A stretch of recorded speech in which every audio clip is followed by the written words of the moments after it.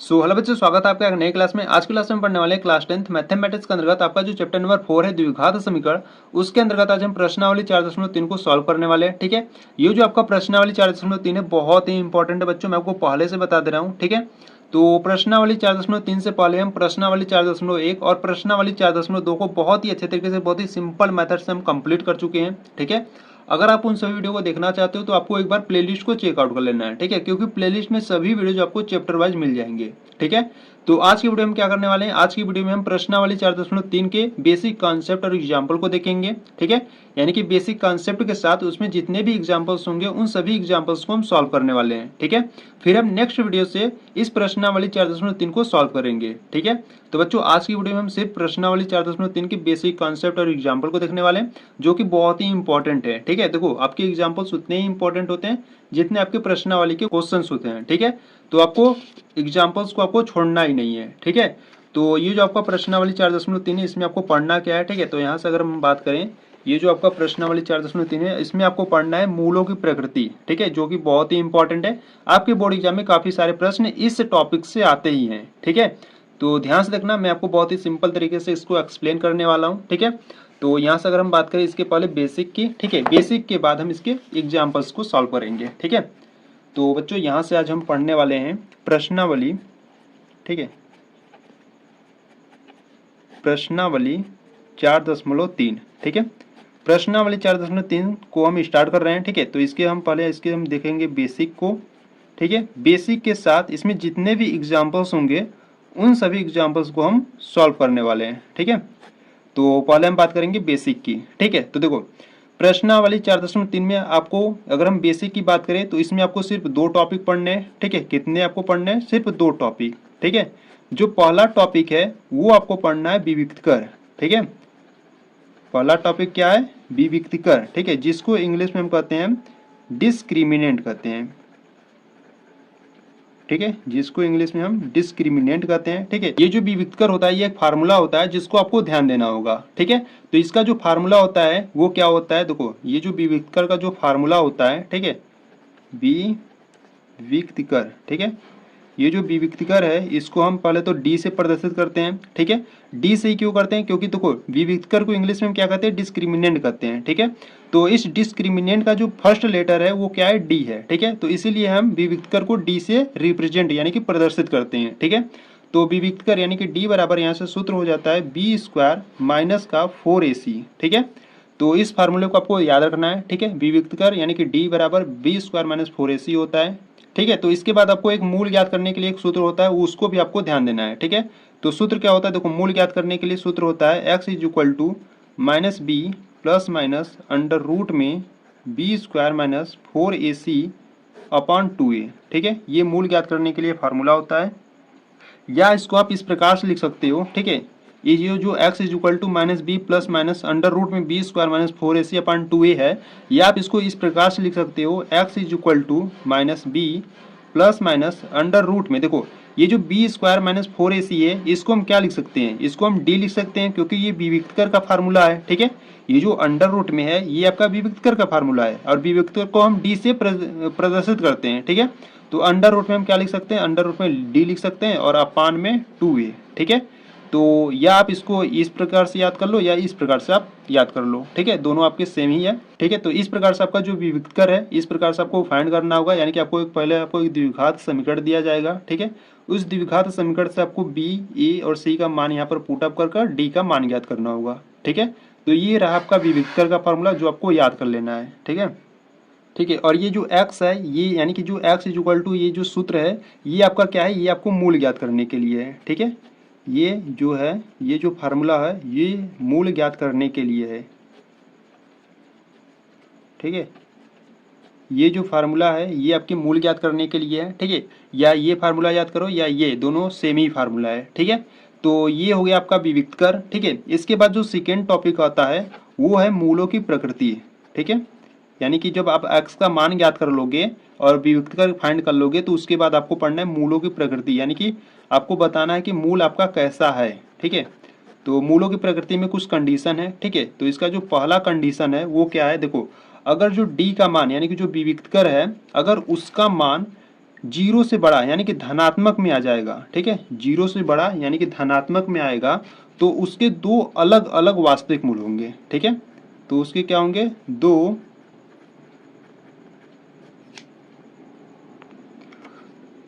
अलग अलग, ठीक है, दो अलग अलग वास्तविक मूल होंगे, ठीक है। जब d का मान जीरो से बड़ा यानी कि धनात्मक में आएगा d का मान, तो उसके कैसे मूल होंगे, दो अलग अलग वास्तविक मूल होंगे, ठीक है।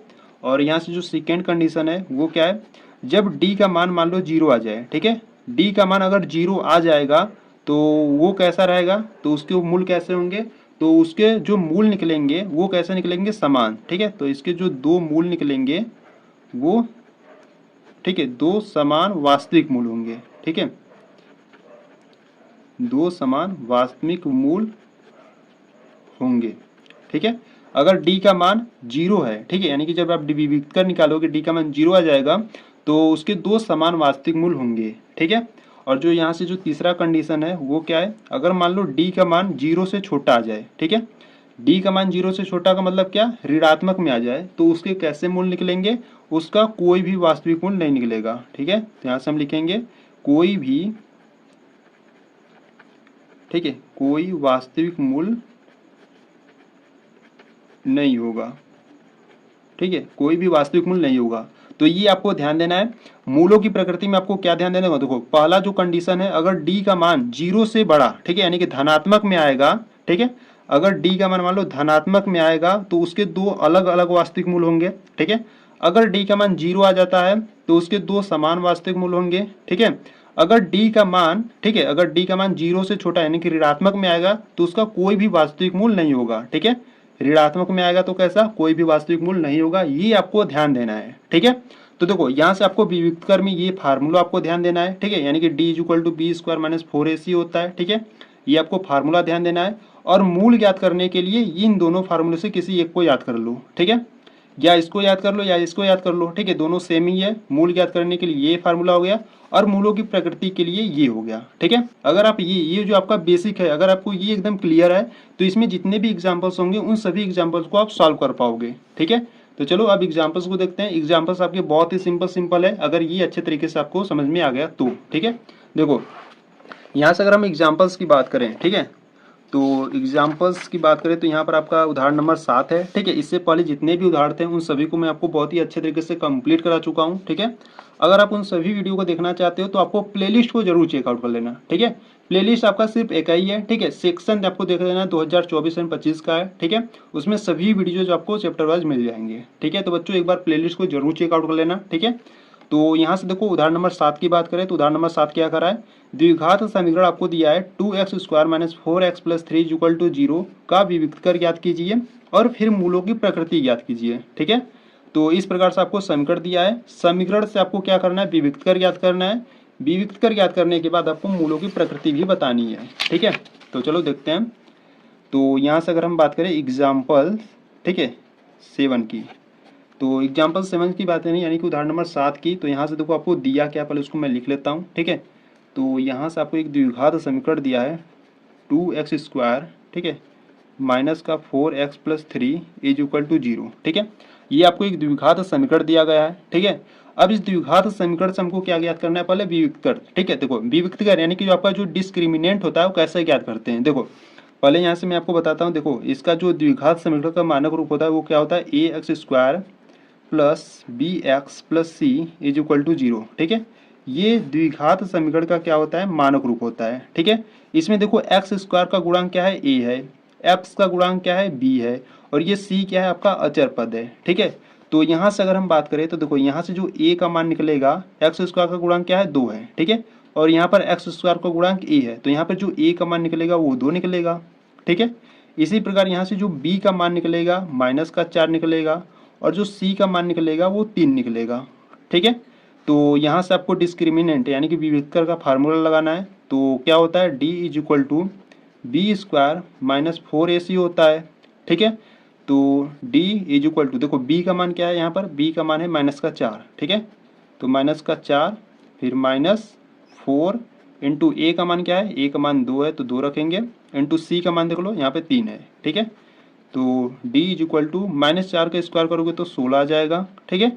माइनस इसको सॉल्व करो, देखो 4 दूना 8, 8 त्रिका 24, ठीक है। तो d is equal to 16 minus 24 है, ठीक है। माइनस वाला अंक जो है वो बड़ा है, तो 24 में से 16 जाएगा तो माइनस का 8 निकलेगा, ठीक है।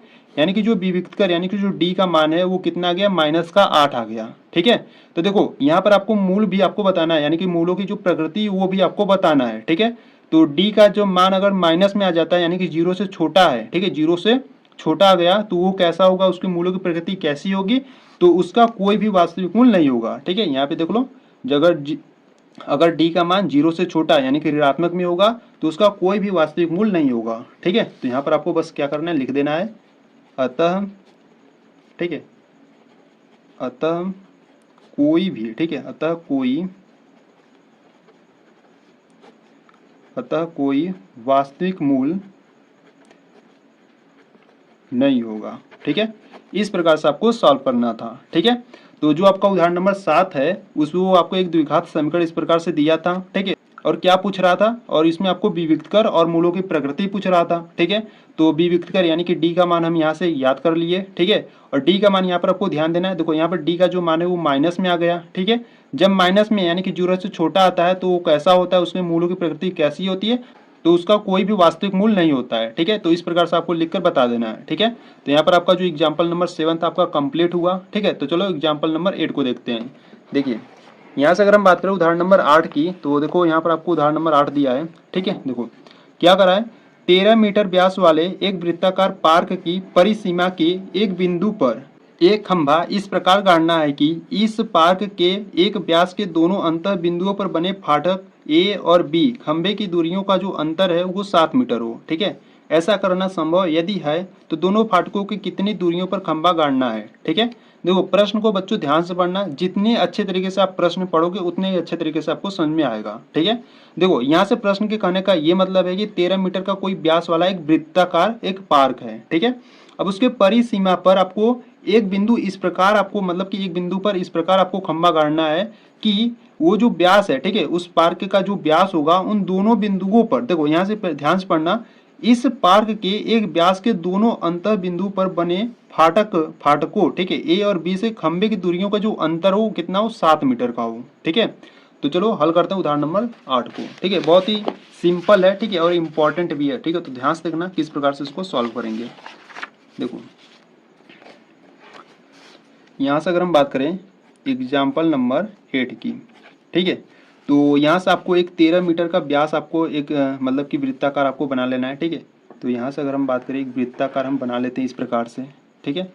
तो इसका जो व्यास है, ठीक है, तो बच्चों यहाँ पे ध्यान देना, इसका जो व्यास है, ठीक है, वो कितना है, 13 मीटर का है, ठीक है। इसका जो व्यास है वो कितना है, 13 मीटर है, ठीक है। तो यहाँ पर हम कोई बिंदु ए मान लेते हैं और यहाँ पर हम कोई बिंदु बी मान लेते हैं, ठीक है। तो इन दोनों बिंदुओं से, ठीक है, ये जो आपका जो बिंदु ए है, ये जो आपका बिंदु बी है, ठीक है, इन दोनों बिंदुओं से एक खंभा आपको इस प्रकार गाड़ना है, कहाँ गाड़ना है, इस वृत्ताकार के परिसीमा पर, ठीक है। इस प्रकार आपको गाड़ना है कि दोनों बिंदुओं से जो उसका अंतर हो कितना हो, 7 मीटर का, ठीक है, 7 मीटर का अंतर हो, ठीक है। यानी कि बिंदु ए से और बिंदु बी से जो दूरी का अंतर होगा वो कितना होना चाहिए, 7 मीटर का होना चाहिए, ठीक है। तो मान लो हम यहाँ पर कोई खंभा सी गाड़ लेते हैं, ठीक है। तो यहाँ से अगर आप इसको रिप्रेजेंट करो इस प्रकार से, इसको मिलाओ, ठीक है, इसको मिलाओगे तो क्या आपका बनेगा, देखो यहाँ से बिंदु बी से और बिंदु ए से दूरियों का जो अंतर होना चाहिए वो 7 मीटर का होना चाहिए, ठीक है। तो मान लेते हैं ये जो BC का दूरी है उसको हम x मान लेते हैं, ठीक है। तो AC का कितना हो जाएगा, AC का x + 7 हो जाएगा। क्यों होगा, क्योंकि जो दूरियों का अंतर होना चाहिए वो 7 मीटर का अंतर होना चाहिए, ठीक है। अगर ये x है तो ये x + 7 है, ठीक है। जैसे मान लो ये x है और ये x + 7 है, तो दोनों में क्या अंतर है, दोनों में 7 मतलब कि 7 का अंतर है, ठीक है, यानी कि इसमें 7 अधिक है, ठीक है। तो इस प्रकार से आपको फिगर को बना लेना है, ठीक है। तो यहाँ पर आपका एक क्या बनेगा, देखो यहाँ पर ये आपका एक क्या है, 90 डिग्री का है, ठीक है। तो 90 डिग्री के सामने वाली भुजा क्या होती है, कर्ण होती है, यानी कि जो AB है ये आपका कर्ण होगा, ठीक है। और ये ठीक है, ये मान लो यहाँ पर कोई थीटा होगा तो थीटा के सामने वाली भुजा लंब होती है, तो ये BC आपका लंब होगा और AC आपका आधार होगा। ठीक है, यानी कि सिंपल यहाँ पर हम क्या लगाएंगे, पाइथागोरस प्रमेय लगाएंगे। ठीक है, तो यहाँ पर पहले हम क्या करेंगे, देखो पहले जो दिया उसको हम लिखेंगे। ठीक है, तो यहाँ से आप लिखोगे प्रश्नानुसार दिया है। ठीक है, आपको क्या दिया है, देखो यहाँ से अगर हम बात करें तो देखो यहाँ से देखो AP जो है, ठीक है, सॉरी यहाँ पे देखो AB का जो मान है, ठीक है, यानी कि आपको जो कर्ण दिया है, ठीक है, कर्ण कौन सा है, AB का जो मान है वो आपको 13 मीटर दिया है। ठीक है, और यहाँ से AC जो है, ठीक है, AC का क्या मतलब, आधार। ठीक है, AC यानी कि जो आधार है AC वो आपको क्या है, x प्लस का 7 है। और ये जो BC है, ठीक है, BC यानी कि ऊंचाई या लंब का दो, ठीक है, ऊंचाई लंब एक ही होता है, तो ये जो BC है वो क्या है आपके पास x है।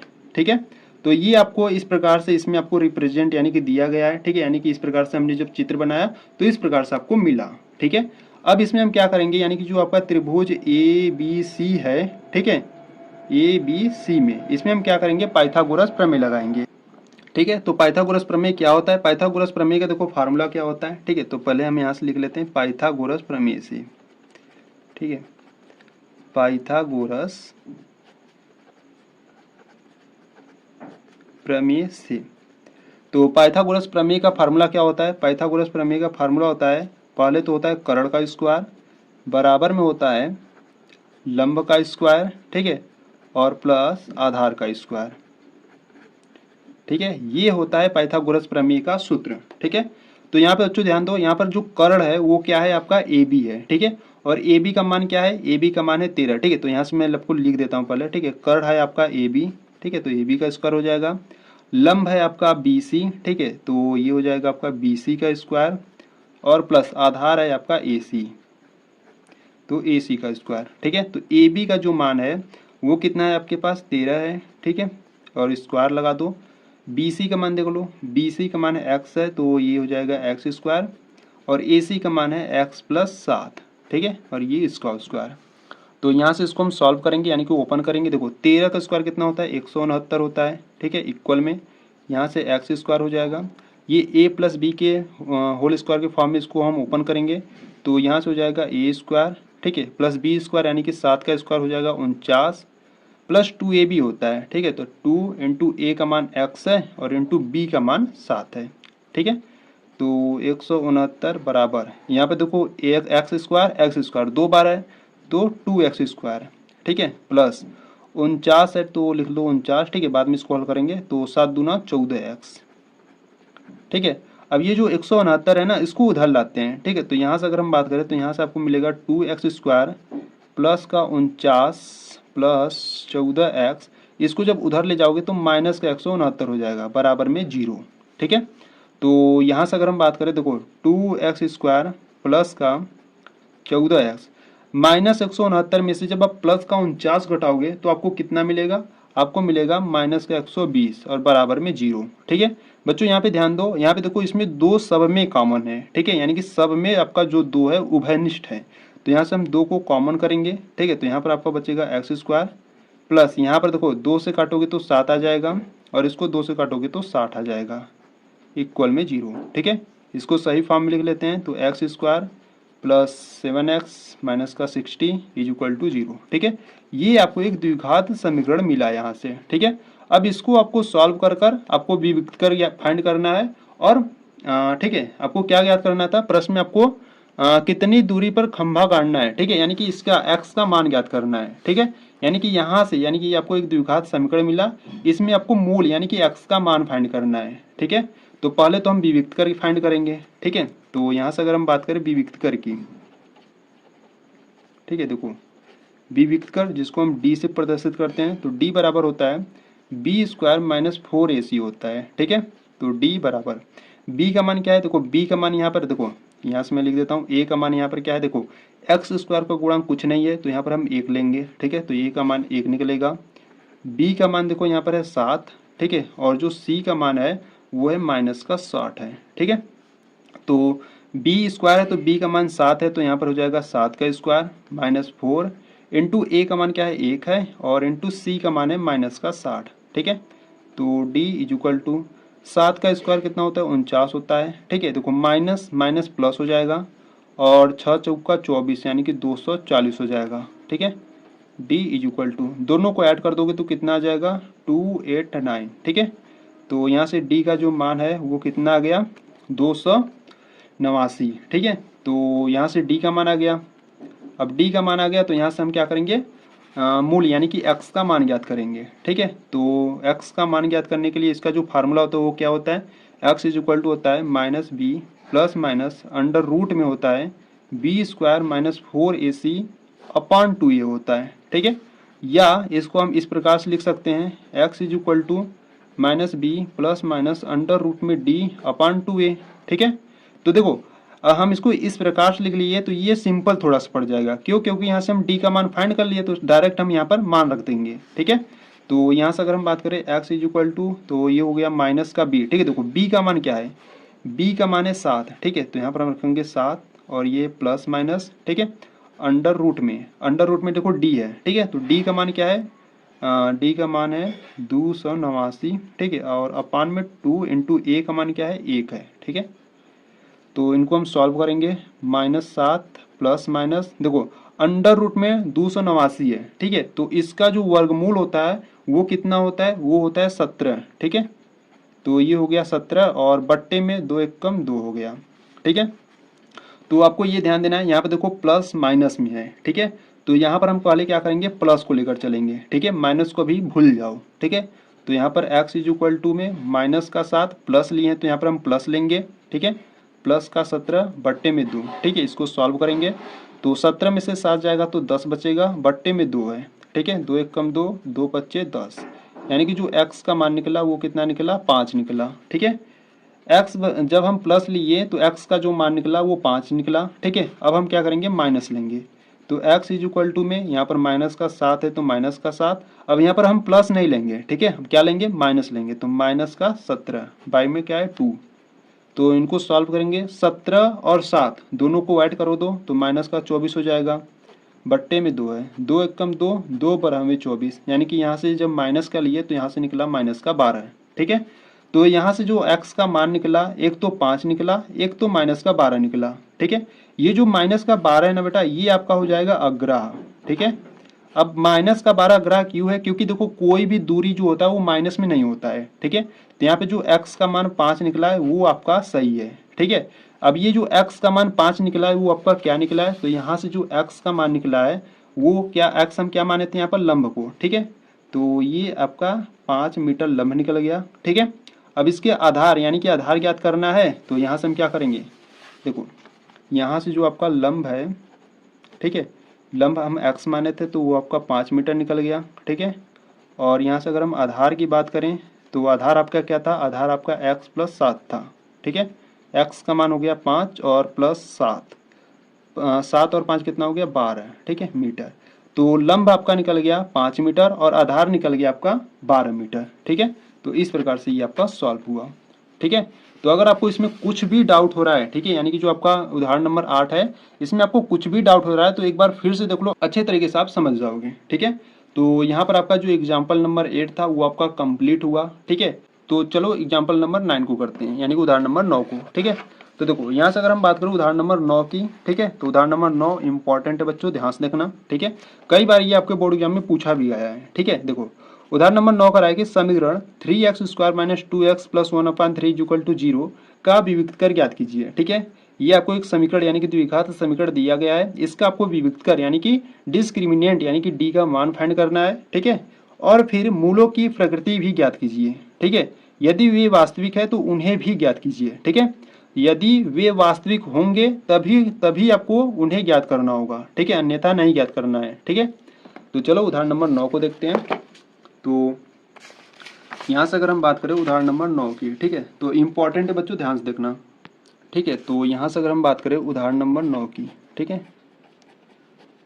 तो उदाहरण नंबर 9 में देखो आपको एक द्विघात समीकरण दिया है, ठीक है। तो उसको मैं पहले लिख लेता हूँ।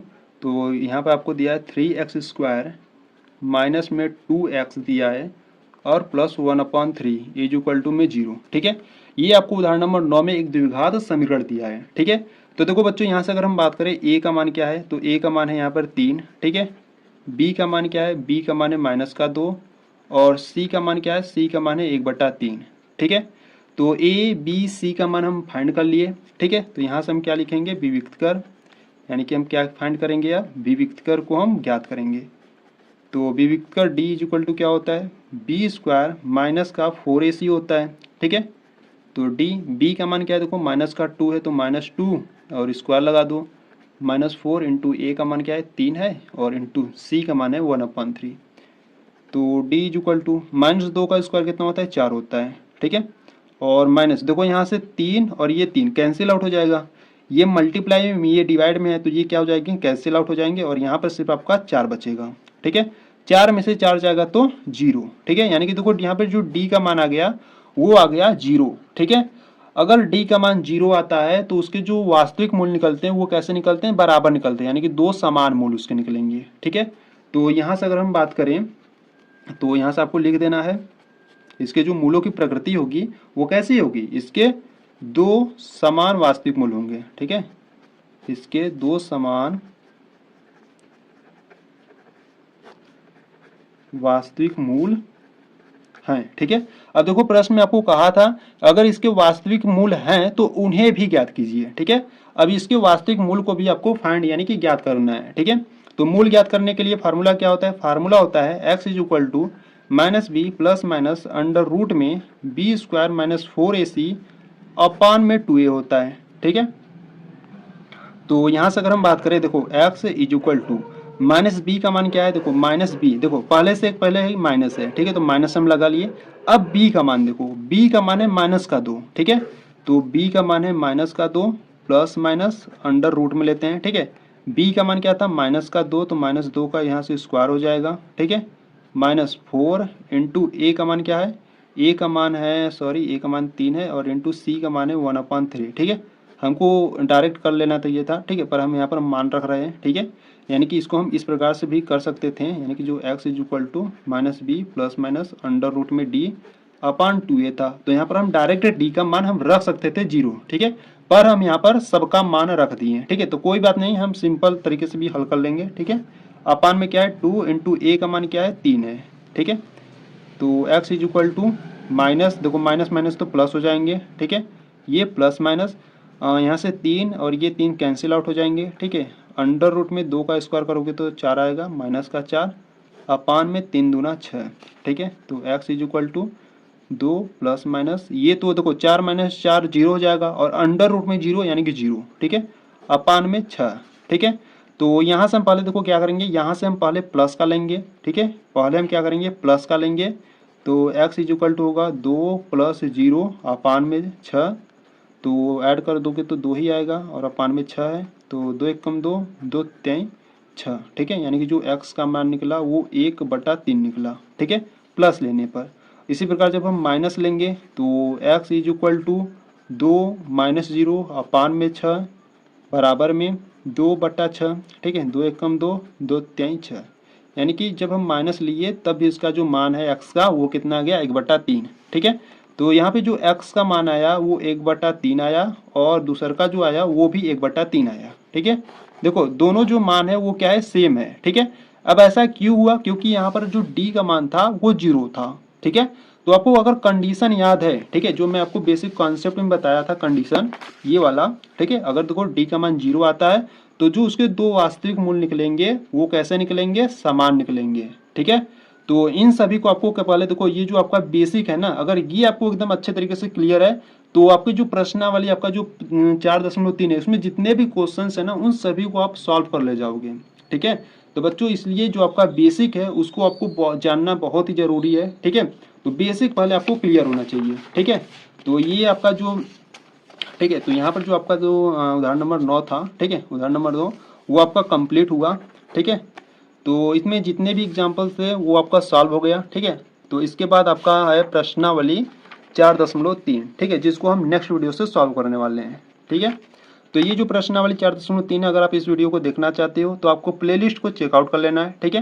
प्लेलिस्ट में सभी वीडियो चैप्टर वाइज अपलोडेड है, वहां पर जाकर उन सभी वीडियो को देखकर अपनी कंप्लीट तैयारी कर सकती हो, ठीक है। अगर आप चैप्टर नंबर 1, चैप्टर 2, चैप्टर 3 और चैप्टर 4 को देखना चाहते हो, 1 शॉट में देखना चाहते हो, तो उसका भी प्लेलिस्ट है, वो भी आप चेकआउट कर सकती हो, ठीक है। तो इससे पहले हम प्रश्नावली 4.1, प्रश्नावली 4.2, प्रश्नावली 4.3 का जो बेसिक कॉन्सेप्ट और एग्जाम्पल था वो हम कंप्लीट कर चुके हैं, ठीक है। सभी को एक साथ देखना चाहते हो तो आपको प्लेलिस्ट को जरूर चेकआउट कर लेना है, ठीक है।